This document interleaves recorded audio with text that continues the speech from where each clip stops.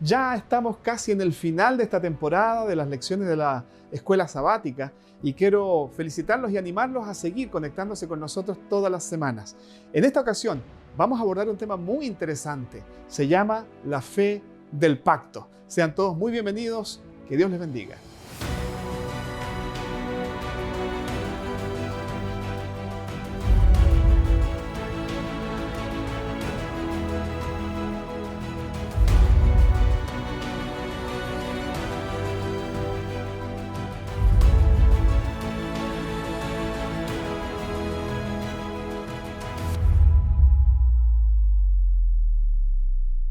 Es bueno poder reencontrarnos otra vez en un nuevo capítulo de las lecciones de la escuela sabática, ya en la lección número 12. Les felicitamos y les animamos a continuar asistiendo a esta programación y profundizando en el tema tan importante del pacto. En esta ocasión con dos invitados, un rostro ya conocido, Pastor David, usted es profesor de la Facultad de Teología del área de Teología Aplicada. Muchas gracias por estar otra vez con nosotros. Un privilegio poder estar aquí en el estudio de la lección de la escuela sabática. Y también nos acompaña un joven, él es estudiante del 5º año de teología. Luis, bienvenido. Gracias por aceptar la invitación. Muchas gracias, Pastor, por la invitación en esta tarde y agradezco también estar acá junto a ustedes. Él está en la etapa ya culminante de su carrera, listo para salir al servicio, ¿no? En la iglesia, al campo de labor. Queridos amigos, queremos darles una vez más la bienvenida. Nos sentimos muy gratos de estar conectados con ustedes por medio de esta programación que se realiza aquí en la Universidad Adventista y que llega por medio de este programa semana a semana. Y queremos invitar también la presencia del Señor para que Él nos dirija por medio del Espíritu Santo en el estudio de esta semana. Vamos a orar. Padre eterno que estás en los cielos, te damos muchas gracias porque tenemos este privilegio de conectarnos contigo, Señor, y con nuestros amigos que siguen esta programación todas las semanas para estudiar tu palabra.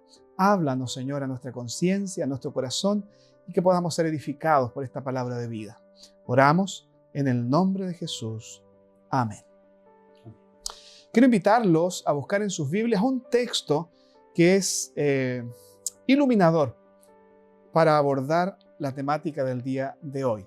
Se encuentra en Gálatas capítulo 3, versículo 11. Gálatas 3, 11. Y dice así: y porque por la ley nadie se justifica ante Dios, esto es evidente, porque el justo por la fe vivirá. Hemos hablado durante esta temporada acerca de la importancia de la fe, pero hoy queremos profundizar un poco más. La fe es la clave, dice aquí. El justo vive por la fe. Y Luis, quiero comenzar contigo. ¿Por qué el Evangelio, la Biblia nos presenta la salvación como un regalo? ¿Por qué la Biblia no nos habla acerca de lo que podemos hacer para obtener la salvación? ¿Por qué es un regalo? ¿Por qué no podemos nosotros pagarlo? Muy bien. En primera instancia me gustaría poder referirme al concepto específicamente de lo que usted nos estaba mencionando. Tiene que ver con la salvación. Y para ello me gustaría ir a un texto bíblico. Me gustaría que fuésemos al Antiguo Testamento, en Isaías, en el capítulo 55, versículo 1. Yo quiero leerlo en esta tarde. La palabra del Señor dice así: a todos los sedientos, venid a las aguas, y a los que no tienen dinero, venid, comprad y comed. Sí, venid, comprad, sin dinero y sin precio, vino y leche. Interesante este versículo bíblico porque nos introduce y nos hace entender la misericordia de Dios. Dios nos perdona, pero también ofrece una salvación que es completamente gratuita para cada uno de nosotros. Por lo tanto, la salvación es un regalo, es una dádiva. Ahora, interesante también poder mencionar lo que dice Pablo ahí en Romanos. Vamos a buscar en la palabra del Señor, en Romanos, en el capítulo 6. Romanos capítulo 6, versículo 23. Por favor, vamos a ir a la palabra del Señor. Romanos capítulo 6, versículo 23 confirma esto tan importante de la salvación y dice: porque la paga del pecado es muerte, mas la dádiva de Dios es vida eterna en Cristo Jesús, Señor nuestro. Por lo tanto, acá nos dice que el pecado conduce a la muerte. Y también menciona, y dice el texto bíblico acá, Pablo es enfático, dice que el regalo de Dios es la dádiva, es la vida eterna. No la merecemos, no podemos ser justos por nuestros propios méritos, pero vemos acá inserto el apóstol Pablo nos dice claramente que la salvación es un don gratuito. Muy bien, Luis. Ahora, David, que sea gratis para nosotros, que sea un regalo para nosotros, ¿significa que no costó nada o que no cuesta nada? Bueno, no todos los regalos son gratis o todos los regalos tienen un precio. Cuando a ti te invitan a un cumpleaños y llevas un regalo, a ti te costó. Lo vas a obsequiar. A la persona que lo reciba no le va a costar nada. Pero esto tuvo que alguien pagarlo. Cuando Dios nos otorga la salvación, absolutamente es un regalo, como bien decía Luis. Es algo que no merecemos, que Dios nos lo entrega gratuitamente. Pero Cristo tuvo que pagar ese regalo. Había un precio, fue su vida. Él murió para que nosotros podamos ser salvos. La salvación, sin lugar a duda, es un regalo que le costó la vida a nuestro Señor Jesucristo. Es decir, es un regalo que no podíamos pagar nosotros, era algo que no podíamos obtener bajo ningún precio. Como seres humanos no podíamos en ningún caso compensar el valor de la vida eterna, de la salvación, pero Cristo pagó con su propia vida. Y gracias a ese acto de desprendimiento, de bondad, de amor, nosotros podemos recibir esa salvación como un regalo. Entonces, ¿por qué perderse ese regalo? ¿Por qué rechazar el don de la salvación? Es una pregunta que también deberíamos responder cada uno en su corazón, digamos. Ahora, ¿podía morir para pagar este precio de la salvación de la humanidad cualquier ser? ¿Podía ser una persona, a lo mejor una persona santa, buena? ¿Podría ser un ángel que dando su vida o sacrificándose por nosotros pudiese darnos salvación? ¿Por qué tenía que ser solo Jesús? Bueno, muchas personas se han preguntado eso. ¿Por qué tuvo que venir Jesucristo a morir? ¿Acaso no podía ser algún ángel? ¿No podía enviar a algún otro representante? Es interesante lo que Juan dice con relación a esto. Cuando Juan, en el capítulo número 1 de su evangelio, explicando, algunos dicen la creación, pero esta nueva creación, ¿no es cierto? En el capítulo 1, verso 3 dice, todas las cosas por Él fueron hechas y sin Él nada de lo que ha sido hecho fue hecho. En Él, en Jesucristo, estaba la vida y la vida era la luz de los hombres. Es decir, Jesucristo poseía la vida, Él nos otorgó la vida. El mismo apóstol Juan, ahora escribiendo en Primera de Juan, en el capítulo 4, ya casi al final de la Biblia, Primera de Juan, capítulo 4, y el versículo, capítulo 5, versículo número 11 dice, y este es el testimonio que Dios nos ha dado, vida eterna, y esta vida está en su Hijo. El que tiene la vida tiene al Hijo, y el que no tiene al Hijo no tiene la vida.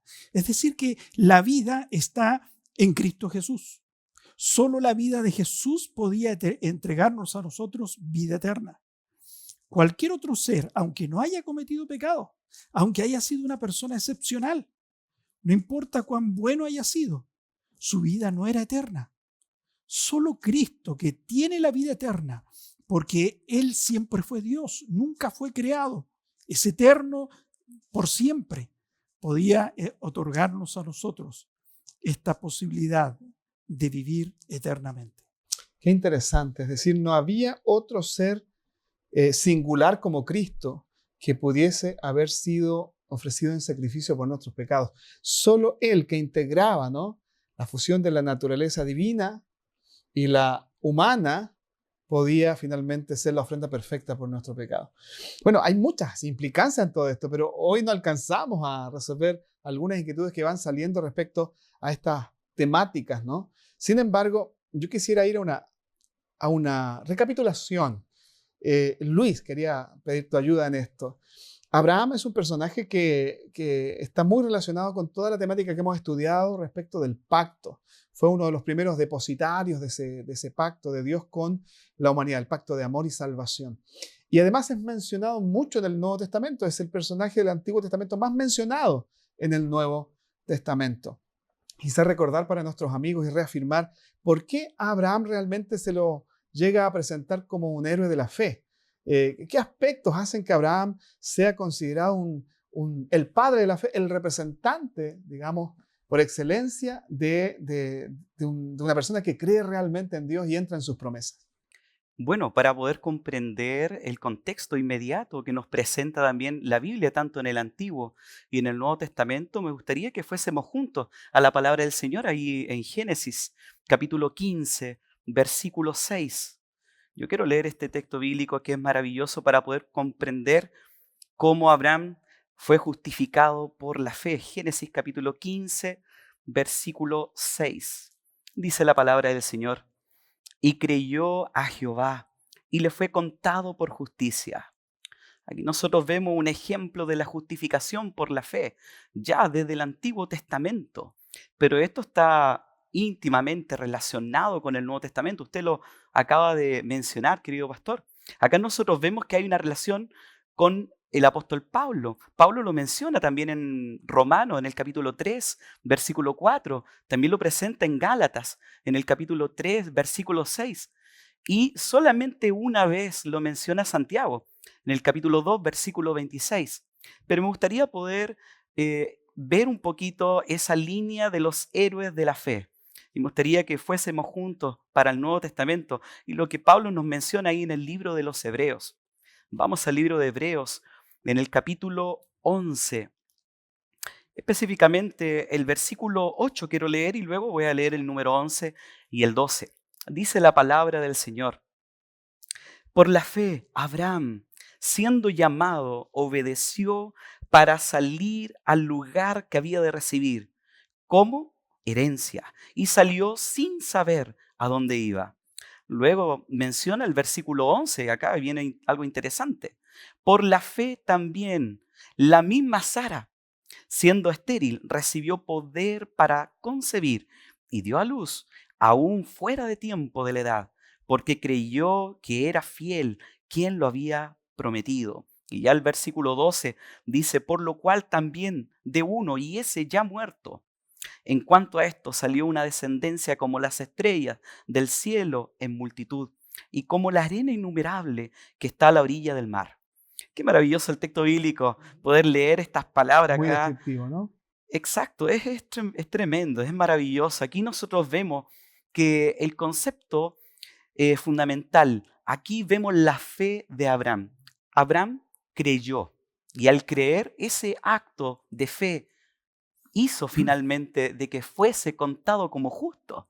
Es maravilloso esto, es extraordinario, porque aquí vemos la justificación por la fe. Así es. Abraham conectó con la justicia divina por medio de su fe. Por eso dice el texto: creyó Abraham a Jehová. Ahora hay algo más aquí, ¿ah? Dos cosas más que quisiera destacar. Una tiene que ver con la forma en que Dios salva.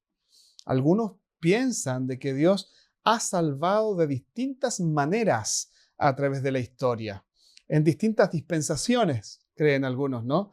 Y que en algún momento Dios puso como condición la obediencia a la ley y la salvación era por obras, dicen algunos. Yo no creo eso. Aquí claramente nos está diciendo la Biblia, tanto en el Antiguo como en el Nuevo Testamento, nos reitera: no, Abraham creyó a Dios, fue por fe otra vez, ¿no? Y el segundo aspecto que quiero destacar tiene que ver con la fe de Sara, dice, ¿no? Es decir, no fue solo la fe de Abraham, sino también la de su esposa. La fe es algo que se puede compartir y se puede desarrollar, ¿cierto, David? Así es. La fe, eso es lo hermoso de la vida cristiana, que Dios ha provisto todos los medios para que nuestra vida cristiana se desarrolle. Al igual como Sara percibía la fe de su esposo y de alguna forma ella también experimentó esta fe, esta confianza, nos pasa a nosotros cuando nos rodeamos de personas que tienen confianza, que tienen fe, personas que acreditan en lo que se está diciendo. entonces nosotros también ejercemos esa fe, también empezamos a creer. Nos ayuda, digamos, Nos nos ayuda. motiva. Y la Biblia dice que la fe viene por el oír, y el oír la palabra de Dios. Entonces, de alguna manera el Señor ha dejado la palabra, porque la Biblia está llena de relatos de fe, relatos de hombres un hombre que era ciego y va donde el Señor para que le haga ver, y el Señor le dice, ¿crees? Sí, creo, Señor. Y el Señor le restaura la vista. Y entonces cuando nosotros leemos esta historia de estos paralíticos que caminan, estas personas que estaban enfermas y que retornan a la salud, nos damos cuenta que es posible creer en la palabra de Dios. Así que la fe se desarrolla por esta lectura serena de la palabra del Señor, este conocimiento cognitivo de que Dios puede tornar las cosas más complicadas y solucionarlas. Ahí se desarrolla la fe, en la palabra del Señor. Y luego, eso que yo voy recibiendo de la palabra de Dios, que es algo vivo, no es un conocimiento, digamos, meramente intelectual, yo lo puedo aplicar a mi vida. Y entonces eso comienza a desbordar mi propia vida y puedes transmitirse a otras personas. Yo estaba recordando algunas imágenes que están en la Biblia, por ejemplo, esos hombres que llevaron a su amigo y lo metieron por el techo, ¿verdad? Cuando uno lee San Marcos capítulo 1, y dice el texto, y al ver la fe de ellos, es decir, como que la fe la compartían, todos creían. O recuerdo yo las palabras del apóstol Pablo al carcelero de Filipo, cuando le dice, cree y serás salvo tú y tu casa. En otras palabras, tu fe, como padre de familia, tú la puedes llevar a tu hogar y tu familia también puede conectarse con esta fe, desarrollar su fe y ser salvos todos, ¿no? Y ese es un desafío de nuestra vida cristiana. En otras palabras, esa es la manera que Dios ha escogido para poder distribuir el evangelio a todo el mundo. Personas de fe pueden comunicar este evangelio de fe. Por lo tanto, en la medida que yo dedico tiempo cada día a leer la Biblia, a fortalecer mi vida cristiana con su palabra, voy a ser un instrumento para que otros también confíen al ver el testimonio de fe. Y eso, para cada uno de nosotros, es un desafío con una tremenda responsabilidad. Así es un privilegio poder creer y permitir que Dios desarrolle en nosotros la fe por medio de la palabra, por medio de una experiencia viva con Dios. Y bueno, así es. Este tema es muy relevante, muy importante para nuestra vida, nuestro crecimiento espiritual. Pero necesitamos hacer un breve alto y ya volvemos.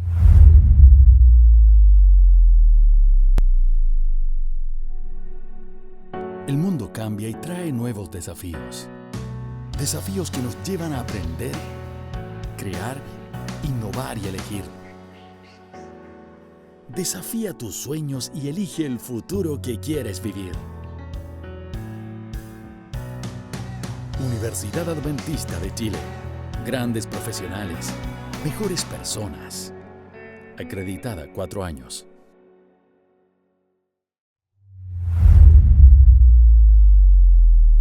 Después de este breve espacio ya estamos de vuelta para seguir profundizando en la temática la fe del pacto. En el pacto hay una forma de vivir el pacto y es por medio de la fe.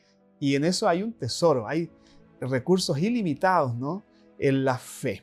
Bien, David, estaba leyendo y recordando un concepto teológico, pero que nos ayuda a comprender una enseñanza de la Biblia relacionada con la justificación. ¿Qué significa que la justicia nos sea imputada, la justicia de Cristo nos sea imputada o nos sea acreditada en nuestro favor? En términos simples, ¿no? ¿Qué involucra esto de que la justicia de Cristo nos sea imputada? Bueno, esta terminología que la teología ha tratado de precisar, ¿no es cierto? Que la justificación como un acto declaratorio, donde Dios nos declara justo, está el texto base de esta doctrina, lo podemos encontrar en el texto que leyó en el Antiguo Testamento Luis y que lo encontramos citado por el apóstol Pablo en el Nuevo Testamento, en el libro de Romanos, en el capítulo 4 y el versículo 3. No es el único lugar, pero aquí está mencionado en una forma muy, muy categórica. Dice, porque ¿Qué dice la Escritura? Refiriéndose al libro de Génesis 15:6. Porque ¿qué dice las Escrituras? Creyó Abraham a Dios y le fue contado por justicia. Le fue acreditado como justicia. La justificación o el perdón. La justificación es una palabra que claramente se puede traducir como simplemente perdón.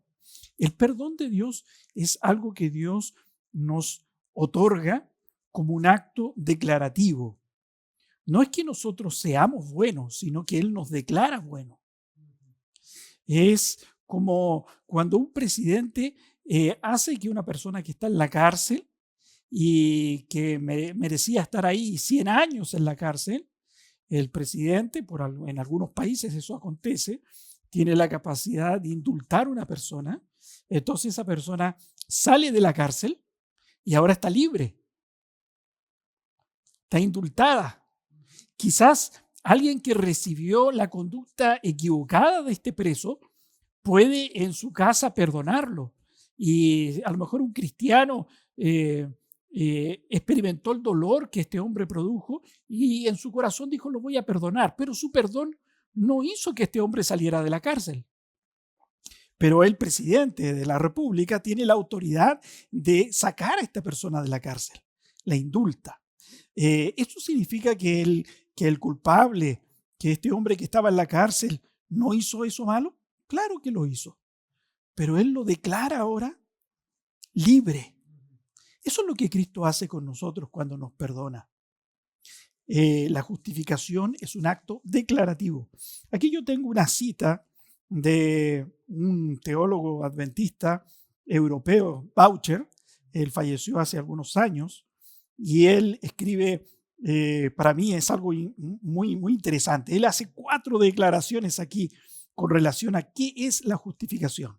Y él dice, la justificación es un acto declarativo o forense que reside en Dios y no un efecto que se realice en el hombre. Segundo, él dice, la justificación es un acto inicial y no consecutivo a la regeneración. Es decir, que nosotros somos justificados y no previamente regenerados. La justificación es primero, después la regeneración. El punto de partida. El punto de partida. Por eso dice un punto inicial. Número 3, la justificación es un acto absoluto y no progresivo. No es que estamos constantemente o que el Señor nos va progresivamente justificando, sino que a la primera justificación es absoluto. Correcto. Y último, cuarto, dice, la justificación es un acto continuo y no intermitente. No es que yo estoy justificado y mañana dejo de ya estar no. justificado. Es un acto continuo. Pero termina, él agrega y dice, la justificación no es un acto que se realice solo una vez, sino que hasta el término de nuestra vida moral es condicional y necesitamos constantemente estar siendo justificados diariamente. Es decir, es un proceso del cual no salimos si nos mantenemos aferrados al Señor y en el cual progresamos. Amén. Y crecemos y somos llenos cada día más. Qué linda noticia saber de que a pesar de que somos culpables y merecemos la condenación y la muerte eterna, el Señor en su misericordia nos ha declarado justos, nos ha declarado sus hijos y Él no nos negará si nosotros asumimos esa condición de hijos, recibimos sus favores. Ahora, ¿cómo nosotros, quizá poniendo algunos ejemplos, podemos acceder a todas estas bendiciones? Ya hablamos de las bendiciones que Dios dio a Abraham, de la bendición de la justificación, del perdón. ¿Cómo nosotros, cómo nuestros amigos pueden de manera práctica quizá buscar esto y vivirlo, ¿no? Vivir las bendiciones, la abundancia de la vida de fe en el pacto. Yo no sé quién quisiera aportar. Sí, Luis. interesante lo que usted está mencionando, pastor, también, lo que el pastor Victoriano también ha mencionado es muy relevante. Sin duda alguna, las promesas del Señor son para todos aquellos hijos que creen en Él. Y la fe del pacto tiene que ver mucho con esto. Hay un texto bíblico que acá quiero mencionar en 2 de Corintios, en el capítulo 1, versículo 20. Nos lleva a entender el por qué nosotros necesitamos aferrarnos de las promesas de Dios. ¿Qué nos dice el versículo 20? Porque las promesas de Dios son en Él sí y en Él amén, por medio de nosotros para la gloria de Dios. Las promesas de Dios son válidas para todos aquellos que creen en Él. Por lo tanto, acá el texto bíblico lo que nos dice Pablo es que nosotros debemos apropiarnos de estas bendiciones, aferrarnos completamente, depender de nuestro Creador y entender de que Él nos salva, una salvación completamente gratuita y que está dispuesta para que nosotros podamos tomarnos y aferrarnos de nuestro Señor Jesucristo. Gracias, Luis. Y en estas promesas hay aspectos trascendentes, pero también de la vida cotidiana. Es decir, Dios tiene miles de promesas para sus hijos en esta carta de amor que es la Biblia. Y tiene promesas relacionadas con el perdón, con la salvación, con la justicia, pero también con cuestiones de la vida diaria, la salud, ¿cierto? Dios nos quiere ayudar también, inclusive, a ser prósperos en lo material. Y no hablo con esto de grandes riquezas, pero sí llevar una vida bien administrada, por ejemplo. Dios quiere darnos sabiduría para que sepamos administrar nuestra vida y tengamos tranquilidad, tengamos también los recursos necesarios para bendecir a otros, etc. Y así, en tantas cosas, la inteligencia, ¿no? A uno le da alegría cuando los hijos, por ejemplo, avanzan en su proceso formativo y uno dice, esto no es casualidad, son dones, son bendiciones de Dios, que Él las da no por un mérito que nosotros tengamos, sino porque nosotros hemos entrado a un pacto y tenemos una relación con Él, somos hijos. Y Él nos tiene entonces estas promesas. ¿Qué otra cosa podríamos agregar respecto a cómo se pueden hacer nuestras estas bendiciones y estas promesas? La justificación por la fe, nosotros recibimos el efecto de este perdón de Dios porque Cristo ha muerto en la cruz. La muerte en la cruz de Cristo no solamente hace posible el perdón, sino también Dios quiere que al mirar su sacrificio, nosotros sintamos y queramos estar con Él. Aquí dice en el 1 de Juan, capítulo número 4, dice, en esto se mostró el amor de Dios para con nosotros, en que Dios envió a su Hijo unigénito al mundo para que vivamos por Él. El contemplar a Cristo Jesús en la cruz del Calvario hace que nuestro corazón se llene de fe, de confianza. Al ver a Jesús resucitado, muerto y resucitado, nuestra fe se fortalece. Es aquí, en el sacrificio expiatorio de Cristo, es como el corazón se llena de fe. El dedicar tiempo a contemplar eso. Dice el versículo de Dios, en esto consiste el amor. No en que nosotros hayamos amado a Dios, sino que Él nos amó a nosotros y envió a su Hijo en propiciación por nuestros pecados. Amados, si Dios nos ha amado así, debemos también nosotros amarnos los unos a los otros. Entonces, tenemos a Cristo muriendo en la cruz. Su sacrificio hace posible que podamos recibir un perdón redentor, un perdón que trae la vida eterna para nosotros, pero ahora su sacrificio nos llena a nosotros, nos motiva a vivir una vida de entrega a Él. ¿Y vivimos para qué? Para amarnos los unos a los otros. Es decir, que el Evangelio nos salva y nos hace amigos.